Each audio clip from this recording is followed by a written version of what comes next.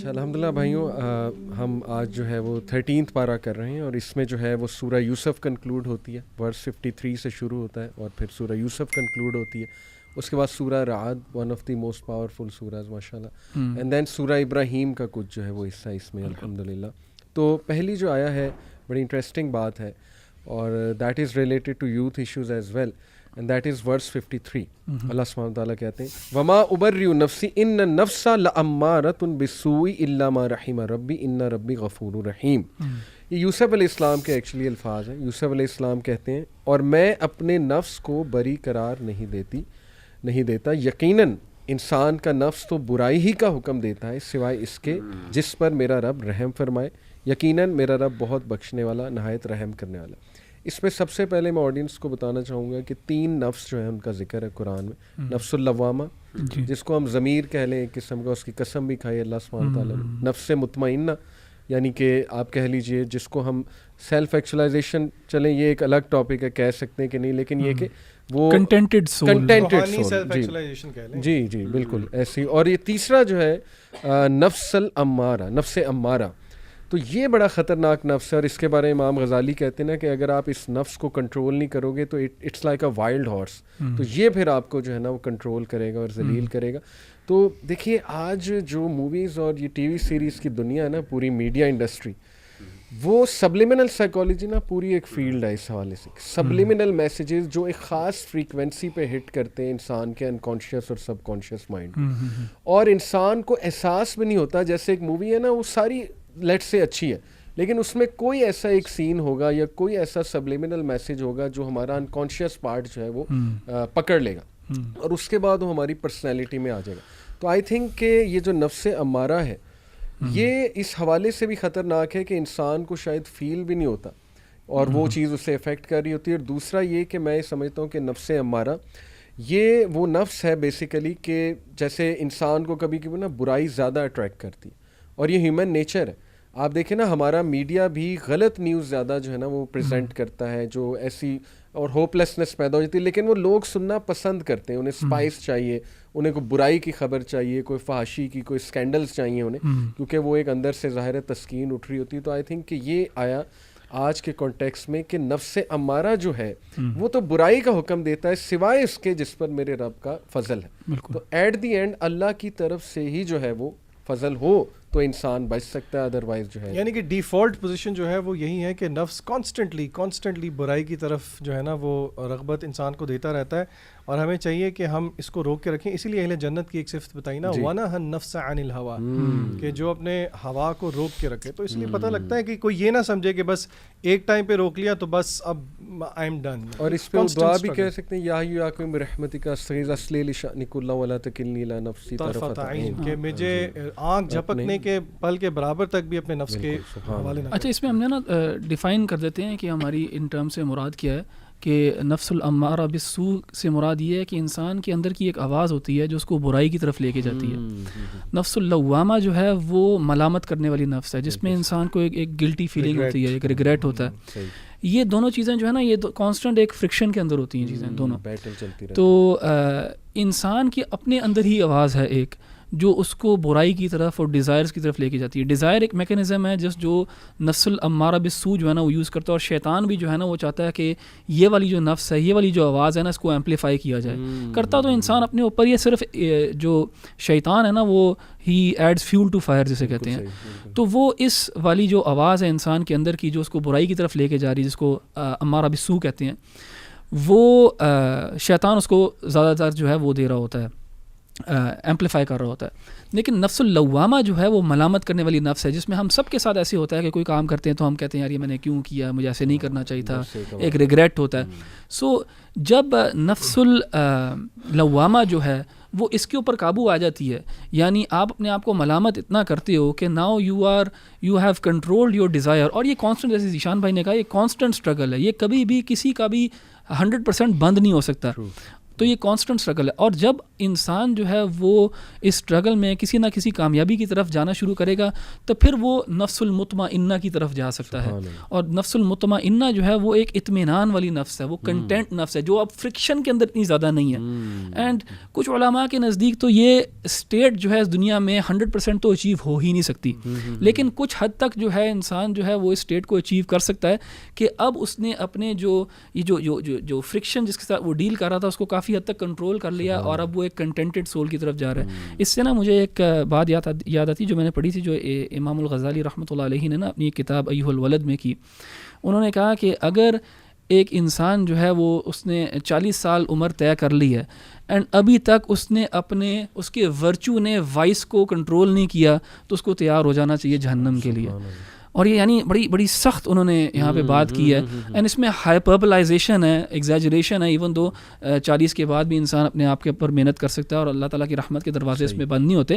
لیکن ایمفسائز کرنے کا یہ مطلب ہے ادھر, اور خاص طور پہ جو ہماری آڈینس لیس دین 40, جب بھی ہم اس کشمکش میں ہوتے ہیں, ان دونوں جو آوازیں ہمارے اندر کی جو ہیں, جو نفس کی دو سائڈز ہیں, it is easier to fix these things, to fight these desires when you are young. آپ اپنے 20s میں ہیں, 30s میں ہیں, اس کے بعد یہ فائٹ جو ہے نا یہ مشکل ہو جاتی ہے. اور پھر وہ جو آپ نے وہ جوانی میں اور جو اس میں جو محنت کی ہوتی ہے نا, اس کا فروٹ جو ہے پھر آپ بعد میں ٹیسٹ کر سکتے ہو. تو نفس المطمئنہ جو ہے نا وہ شاید انہیں کو زیادہ نصیب ہوتی ہے جو جوانی میں یہ لڑائی کر کے نا تھوڑا سا اپنے آپ کو کنٹرول کر لیتے ہیں. لیکن اگر آپ اس صورت پہ ہم غور کریں, یعنی کہ دا فروٹس آف نفس مطمئنہ نیسیسریلی صرف شہوات کے کانٹیکسٹ میں نہیں ہے. اگر آپ سورہ یوسف پہ غور کریں, اور آف کورس کہ وی کین بی کریکٹڈ, لیکن مجھے لگتا ہے کہ یعقوب علیہ السلام was a perfect manifestation of نفس مطمئنہ. کیونکہ جب دوسری دفعہ ان کو جب پتہ لگا, جب وہ قحط آیا اور ان کے بیٹے گئے, تو یہ آیت نمبر 83 اور 84 میں سورہ یوسف کی کوٹ کرنا چاہ رہا ہوں. انہوں نے جب کہا کہ اس طرح بھائی ہمارا وہاں پہ رہ گیا, تو یعقوب علیہ السلام نے وہی چیز کہی جو پہلے بھی کہی تھی, قال بل سولت لکم انفسکم امرا فصبر جمیل. تو بس میں صبر کروں گا, جس کا ترجمہ کیا گیا بیوٹیفل پیشنس.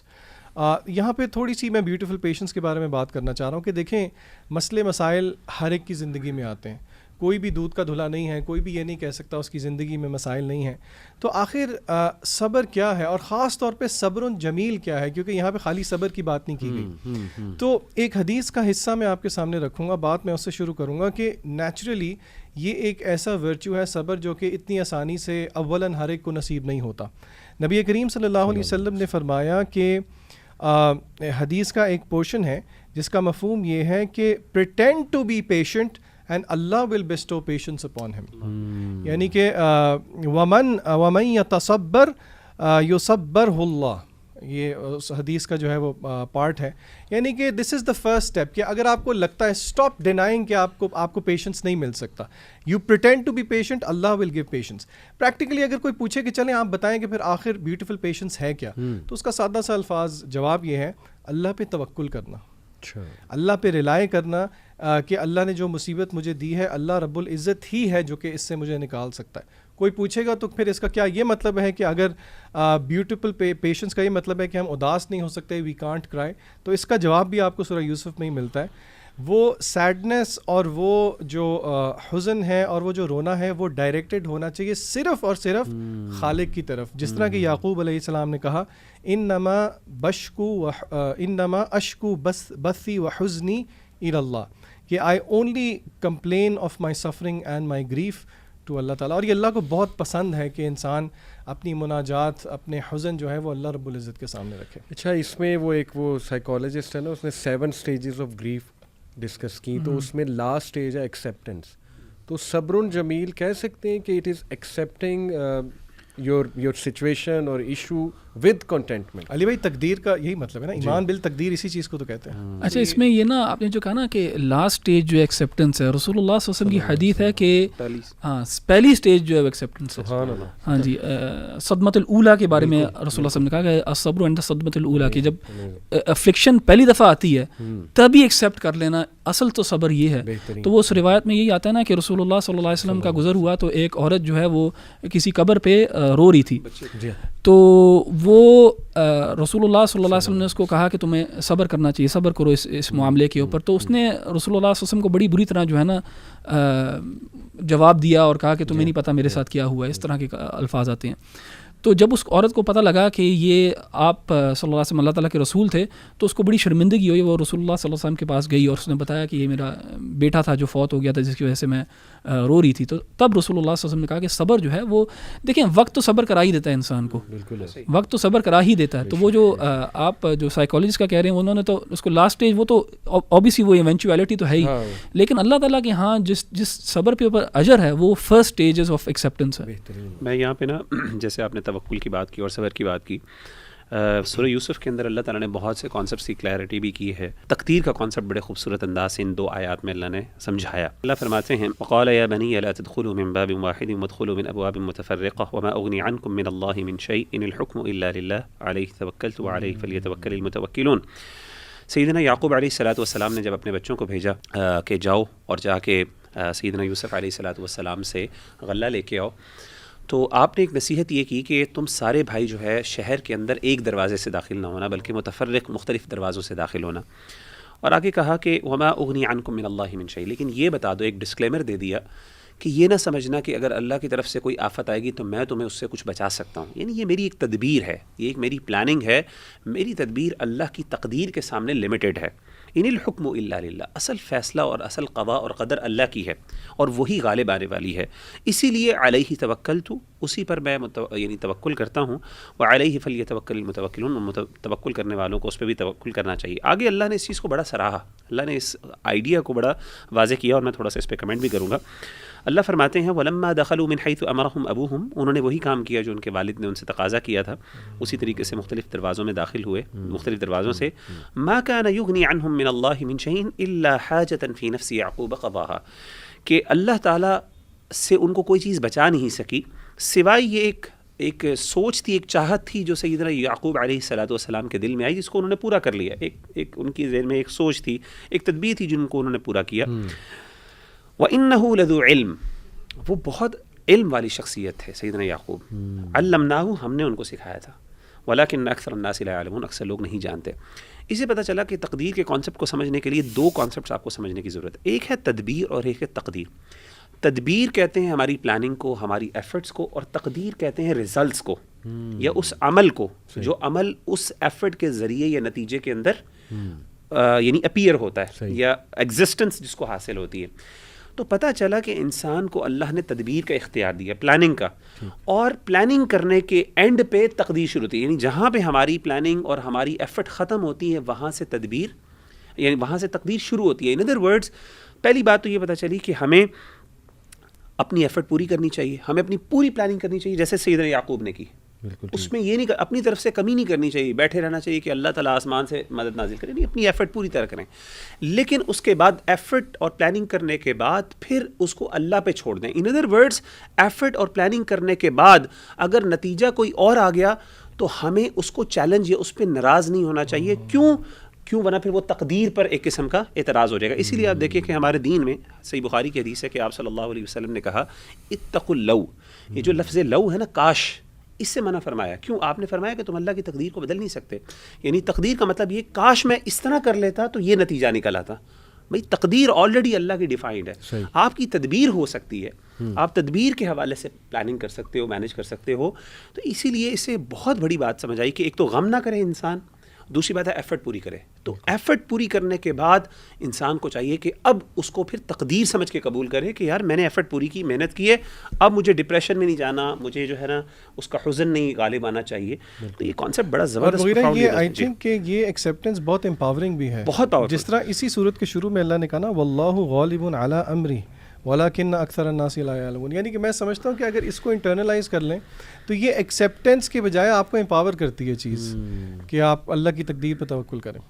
جزاک اللہ مغیرہ. میں دوسری جو ورس شیئر کرنا چاہوں گا ریفلیکشن، دیٹ از فرام سورہ رات، ورس 17 ہے، اور اس میں ماشاء اللہ بڑی ایک خوبصورت پیرابل اللہ سبحانہ وتعالیٰ نے دی ہے. ایک پورا سبجیکٹ ہے ریٹرک آف دا قرآن، یعنی جو پیرابلز ہیں اللہ سبحانہ وتعالیٰ کی، تو ان میں کتنی ہمارے لیے مثالیں ہیں. تو یہ آیا میں لمبی ہے کافی لیکن تھوڑی سی پڑھتا ہوں. انزل من السماء ماء فسالت اودیۃ بقدرها فاحتمل السیل زبدا رابیا ومما یؤکدون علیہ فی النار ابتغاء حلیۃ او متاع زبد مثل کذالک یضرب اللہ الحق والباطل.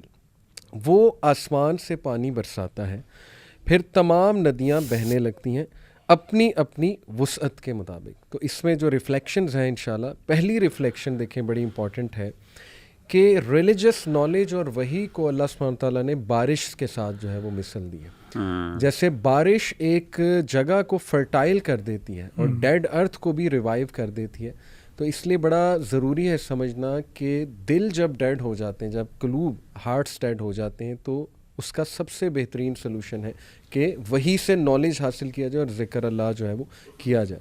اور پھر انٹرسٹنگ بات یہ ہے کہ اللہ سبحانہ و تعالیٰ نے مثال ایک ندی کی یا ایک وہ پاتھ وے کی دی کہ اکارڈنگ ٹو وہ اپنی وسعت کے مطابق، اکارڈنگ ٹو دیر کیپیسٹی وہ پانی کو ایبزارب کرتے ہیں. تو یہاں پہ اشارہ ہے اس طرف کہ ہارٹس کی بھی کیپیسٹیز ہوتی ہیں، ڈفرینٹ ہارٹس ہوتے ہیں، کسی کی کیپیسٹی کم ہے نالج لینے کی، کسی کی زیادہ ہے، اور یہ اللہ کی دین ہے. تو اس حوالے سے اب سوال یہ پیدا ہوتا ہے کہ اس کیپیسٹی کو کیسے بڑھایا جائے. تو اس پہ امام شافعی رحمہ اللہ کا ایک مجھے کال یاد آ گیا نا، انہوں نے اپنے استاد سے پوچھا کہ میں نالج جب بھول جاؤں تو کیا کروں. تو کانٹیکسٹ اس کا یہ کہ گناہ جو ہے اس سے بچو، کیونکہ گناہ کی جو کثرت ہے ظاہر ہے کہ اس سے انسان کی یاداشت بھی کم ہوتی ہے اور نالج بھی لاسٹ ہوتا ہے. I think one of the ways is کہ انسان گناہوں سے بچنے کی پوری کوشش کرے اگر وہ اپنے ہارٹ کی کیپیسٹی کو بڑھانا چاہتا ہے. کیونکہ وہ ابو ہریرہ رضی اللہ عنہ کو غالباً نبی صلی اللہ علیہ وسلم نے کہا تھا نا کہ دیکھو ضرورت سے زیادہ نہ ہنسو، بیکاز کثرت سے ہنسنا دل کو مردہ کر دیتا ہے، اور جب دل مردہ ہے تو پھر وہ ایبزارب تو نہیں کرے گا چیزوں کو، بلکہ Zeeshan will relate to me. ہم نے اکثر اسٹوڈنٹس کو ماشاءاللہ قرآن پڑھایا ہوا ہے، سیرہ پڑھائے ہوئے، تو آپ نے دیکھا نا اسٹوڈنٹس میں جب کثرت سے مذاق ہوتا ہے اور یہ میم کلچر اور یہ وہ، تو وہ ان پہ اثر نہیں کر رہی ہوتی باتیں. تو میں انہیں یہ بتاتا ہوں حدیث کے، دیکھو کثرت سے مذاق وہ منع ہے. پھر اس میں بڑی خوبصورت جو مثال ہے فالس ہوڈ اور ٹروتھ کی، وہ کیا مثال ہے وہ میں آپ کو پڑھ کے سنا دیتا ہوں. پھر اٹھا لاتا ہے سیلاب ابھرتے جھاگ کو، اور جن دھاتوں کو یہ لوگ آگ پر تپاتے ہیں زیور یا دوسری چیزیں بنانے کے لیے، ان پر بھی اسی طرح کا جھاگ ابھرتا ہے. اس طرح اللہ حق و باطل کو ٹکراتا ہے.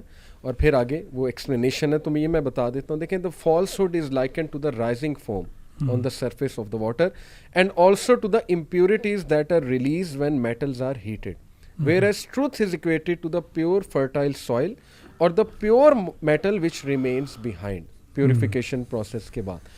دیکھیں اللہ سبحانہ تعالیٰ نے قرآن میں کہا نا کہ وجاء الحق وزہق الباطل ان الباطل کان زہوقا، کہ ٹروتھ آ گیا ہے، فالس ہوڈ پیرش ہو جائے گا. فار ویریلی فالس ہوڈ نے ہونا ہی پیرش تھا. آج جتنے مرضی پروپیگنڈا ویسٹ کر لیں، سیرہ کے حوالے سے، نبی صلی اللہ علیہ وسلم کے کیریکٹر کے حوالے سے، کوئی وہ LGBTQ کا پروپیگنڈا کر لیں، واٹ ایور دا کیس، لیکن آبویسلی یہ ساری چیزیں ایک جھاگ کی طرح ابھریں گی تو صحیح، لیکن اس کے بعد ختم ہو جائیں گی جیسے جھاگ ختم ہو جاتی. اور پیچھے جو بچے گا وہ اللہ کا دین اور ٹروتھ بچے گا، اور لوگ ایکنالج کر لیں گے. جیسے اللہ نے سورہ فصلت میں بھی کہا نا کہ ہم ان کو ان کے اندر اور افق میں جو ہے نشانیاں دکھائیں گے، یہاں تک کہ یہ ایکنالج کر لیں گے کہ اللہ کا دین جو ہے وہ حق ہے. تو الحمدللہ دس از مائی ریفلیکشن، اور بڑا فائدہ ہوا مجھے جو ہے نا اس آیت سے الحمدللہ. اچھا، آپ نے ادھر نا دلوں کی بات کی، اور یہاں پہ ایک بڑی مشہور آیت ہے اسی پارے میں، الذین آمنوا وتطمئن قلوبہم بذکر اللہ الا بذکر اللہ تطمئن القلوب. اور یہاں پہ میں اس کو اسی بات سے جوڑوں گا جو ہم نے شروع میں کی تھی، اطمینان والی نفس کے بارے میں، نفس المطمئنہ، کہ اس اسٹیٹ تک اللہ تعالیٰ کے ذکر کے بغیر پہنچا ہی نہیں جا سکتا. تو ہم نے شروع میں بات کی نا، ایک فرکشن ہے، ایک آپ کے اندر کی آواز ہے جو آپ کو گناہ کی طرف لے کے جا رہی ہے، اس کو ایمپلیفائی کرتا ہے شیطان. ایک آپ کے اندر آواز ہے جو ملامت کرتی ہے اور آپ جو ہے افسوس کرتے ہو اپنے کیے ہوئے کے اوپر. اگر اس کے ساتھ آپ اللہ تعالیٰ کا ذکر ایڈ کر دیں گے تو وہ جو شیطان جو محنت کر رہا ہے وہ بھی ختم ہونے شروع ہو جائے گی. آپ کی جو ملامت کرنے والی نفس ہے وہ کیونکہ ملامت کرنے والی نفس یہ اچھی چیز ہوتی ہے. انسان اگر ملامت کرتا ہے اپنے آپ کو اور وہ ان معاملات کے اوپر جو ہے نا سیکنڈ تھاٹس اس کو آتی ہیں اور وہ ریگریٹ فیل کرتا ہے, یہ اچھی چیز ہے. لیکن اللہ تعالیٰ کا ذکر جو ہے نا وہ اس فرکشن سے نا انسان کو اوپر لے کے جاتا ہے. اور اللہ تعالیٰ نے یہاں پہ واضح جو ہے نا بڑا کلیئر کہا ہے کہ اللہ تعالیٰ کا ذکر جو ہے نا وہ دلوں کو سکون دیتا ہے. اب دیکھیں ہم اپنی زندگیوں کے اندر نا بہت زیادہ چیزیں چیز کر رہے ہوتے ہیں. اگر آپ ہیومینٹی سے ایٹ لارج پوچھیں نا کہ آپ کا مقصد کیا ہے زندگی کا یا آپ کیا اچیو کرنا چاہتے ہو, سب یہی کہیں گے ہیپینس, کنٹینٹمنٹ. اس کے ویریس فارمز اینڈ مینز ہو سکتے ہیں جس طرح وہ اچیو کرنے کی کوشش کر رہے ہیں. اور کوئی سمجھتا ہے کہ ہیپینس جو ہے وہ is buying too many things, happiness جو ہے وہ پاور ہے سوسائٹی کے اندر ایکسیٹرا ایکسیٹرا ایکسیٹرا. یہاں پہ اللہ تعالیٰ نے کہہ دیا کہ یار ہیپینس کنٹینٹمنٹ جو ہے نا ایک ہی چیز کے اندر ہے. اینڈ اگر ہم اس چیز کو اسٹڈی کریں واقعی میں, آپ ان لوگوں کو دیکھنا شروع کریں جنہوں نے اس کو معیار بنایا ہے اپنی کنٹینٹمنٹ کا, اور پھر آپ ان لوگوں کو اسٹڈی کرنا شروع کر دیں جنہوں نے اس کے علاوہ کسی اور چیز کو معیار بنایا ہے اپنی کنٹینٹمنٹ کا اور ہیپینس کا. اور آپ دیکھیں گے کہ وہ ان چیزوں پہ اس کی پینیکل پہ, کلائمیکس پہ, پیک پہ پہنچ کے بھی کنٹینٹمنٹ کو نہیں ملی. کیونکہ آپ دیکھیں گے بہت زیادہ لوگ جنہوں نے فار ایگزامپل مٹیریل کو, پیسے کو, فیم کو, فارچون کو, پاور کو اپنا وہ بنایا ہوا تھا, ہیپینس کا ایک ذریعہ. ہاں اس کا بیسکلی اس کا وہ بنایا ہوا تھا, ایک گول بنایا ہوا تھا کہ اسی کے ذریعے مجھے کنٹینٹمنٹ, ہیپینس, پیس, پلیجر سب کچھ ملے گا.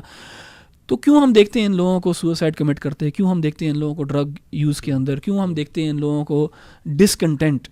ویراز اگر آپ ان لوگوں کو دیکھیں گے جنہوں نے اس معیار کو اپنا گول بنایا ہوا ہے کہ ہمیں جو کنٹینٹمنٹ چاہیے وہ اللہ تعالیٰ سے جڑ کے ہی ملے گی, اس کے علاوہ نہیں ملے گی کبھی. ان کو اگر آپ دیکھیں گے تو ان کی زندگیوں میں اگر آپ کو مٹیریل بھی کچھ نہیں نظر آتا, مصیبتیں بھی نظر آتی ہیں, لیکن ان کا دل کا حال جو ہے وہ اتنا پیور ہے, اتنا کنٹینٹ ہے کہ وہ ہر چیز پہ راضی ہیں.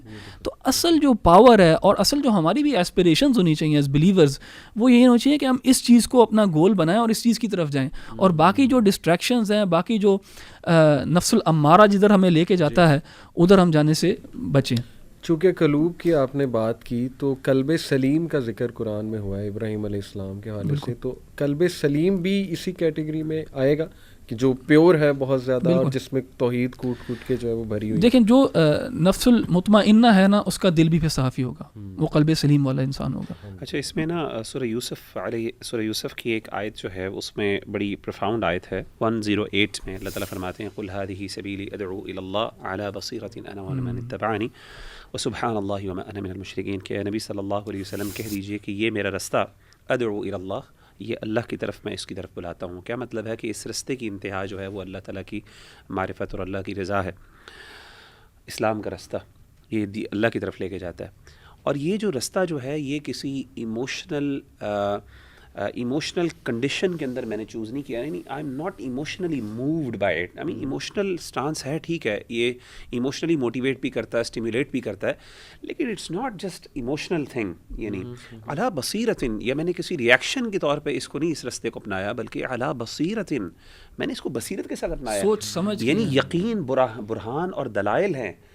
تو یہ ایک بات بہت سمجھنے والی ہے کہ دین اسلام جو ہے وہ صرف کچھ فرسودہ خیالات اور توہمات پہ کھڑا نہیں ہے کہ بھئی سارے ریلیجنز پہ بلیو کرتے ہیں تو ہمارا بھی ایک ریلیجن ہے, یا پھر ان ریلیجنز کی جو بنیادیں ہیں ہماری بھی ریلیجن کی وہ بنیادیں ہیں جس طریقے سے وہ ریلیجن نہیں. ہمارا ریلیجن علی بصیرت اور ہماری دلیل ہے, اور اس کو میں نے ومن اتبعنی, اور اس کو میں نے بصیرت کی بنیاد پہ چنا ہے, اور میرے جو فالوورز ہیں انہوں نے بھی.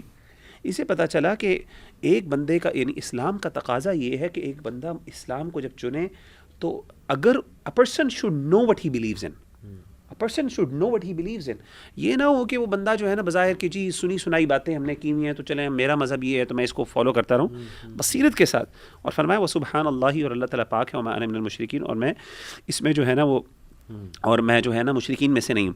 اچھا, ایک اور یہاں پہ اس آیت میں نا آگے سورہ ابراہیم ہے. سورہ ابراہیم کے اندر اللہ تعالیٰ نے ایک بڑے عقیدے کی بڑی خوبصورت بات کا ذکر کیا جو میں اس کو وضاحت کرنا چاہتا ہوں. یہاں پہ آیت نمبر 10 سورہ ابراہیم کی آیت نمبر 10 اور 11 جو ہے نا وہاں پہ بشریت کا جو ہے نا ڈسکشن ہے کہ اللہ کے رسول صلی اللہ علیہ وسلم جو ہیں وہ قالت رسلہم, اللہ نے قوموں کا ذکر کیا, قوم نوح, عاد, سمود اور ان سب کا. اس کے بعد اللہ نے کہا کہ ان کے رسولوں نے کہا فی اللہ شک فاطر السماوات والارض، کہ تم اللہ تعالیٰ کے معاملے میں شک کرتے ہو جس نے آسمان و زمین کو پیدا کیا. یدعوکم لیغفر لکم من ذنوبکم، وہ تمہیں بلاتا ہے تاکہ وہ تمہارے گناہوں کو معاف کر دے. میں جلدی سے یعنی ایک بامحاورہ ترجمہ کر رہا ہوں. ویؤخرکم الی اجل مسمی، تاکہ تم جو ہے نا وہ تمہارے لیے مؤخر کر دے، تمہارے ایک وقت مقرر یعنی دنیا کے اندر وقت مقرر تمہارے لیے جو ہے اس تک تمہیں مہلت دے. قالوا ان انتم الا بشر مثلنا، انہوں نے کہا کہ ان سارے لوگوں نے، قوموں نے اپنے رسولوں کو کہا کہ تم تو ہماری طرح کے ایک بشر ہو. تريدون ان تصدونا عما كان يعبد آباؤنا فأتونا بسلطان مبين، تم چاہتے ہو کہ تم ہمارے جو معبود ہیں، معبودان باطلہ ہیں، ان کے راستے سے ہمیں روکو، تو ہمارے پاس ایک جو ہے نا واضح دلیل لے کے آؤ. اچھا، یہاں پہ نا ہمارے استاذ ہیں شیخ انس حفظہ اللہ، جب میں ان سے پڑھ رہا تھا تو انہوں نے ایک بڑی زبردست خوبصورت بات کی یہاں پہ.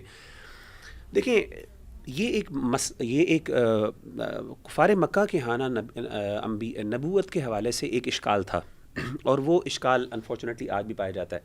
اور وہ ایک سوال ہے جس کا جواب وہ تلاش کر رہے تھے یا مانگ رہے تھے انبیاء سے، اور قرآن نے اس کا جواب دیا.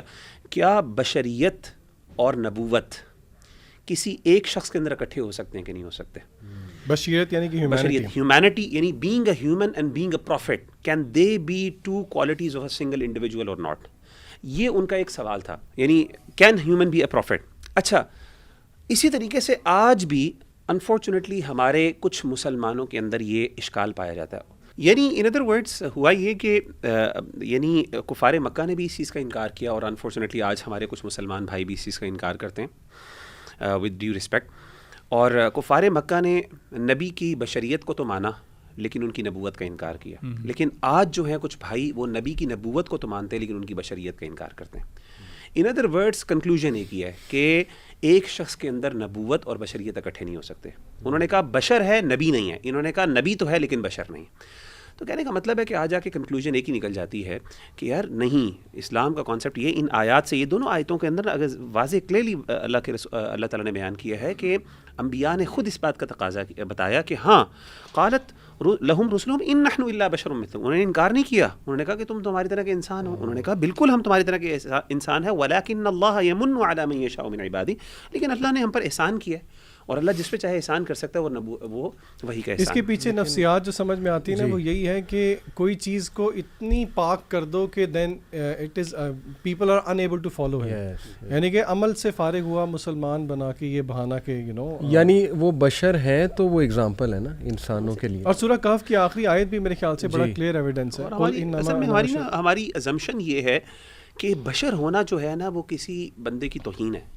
مطلب اس کی پیچھے ازمپشن یہ ہے کہ ایک بندے کا بشر ہونا یہ اس کی ویکنس ہے.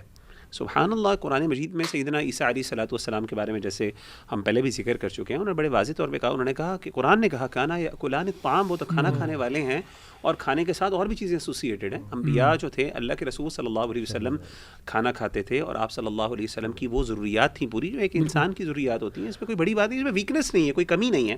اور یہ جو ہے انسان کی، یعنی انسان ہی بشر ہی ہے نا جس کو جو مسجود ملائکہ ہے. لیکن یہ مینشن کرنا بھی ضروری کہ دیکھیں کچھ بہت اسپیشل گفٹس اللہ سبحانہ تعالیٰ نے ہمارے نبی کو دیے. جیسے جب وہ 4 سال کے تھے تو ان کا سینہ جو ہے جبرائیل السلام نے ہارٹ دھویا ان کا. دیکھیں وہ تو سورہ کہف کی آیت خود کہہ رہی نا، یوحا الیہ. دیکھیں سب سے بڑی اور کیا نعمت ہو سکتی ہے کہ ان کو وحی دی گئی. لیکن کہنے کا مطلب ہے کیا یہ دونوں الگ چیزیں ہو سکتی ہیں؟ اور اصل میں وہ جو عبدہ و رسولہ ہوا نا، یہ اس کو لے کے آتا ہے، بیلنس کرتا ہے کہ وہ عبد بھی ہے لیکن رسول بھی ہے.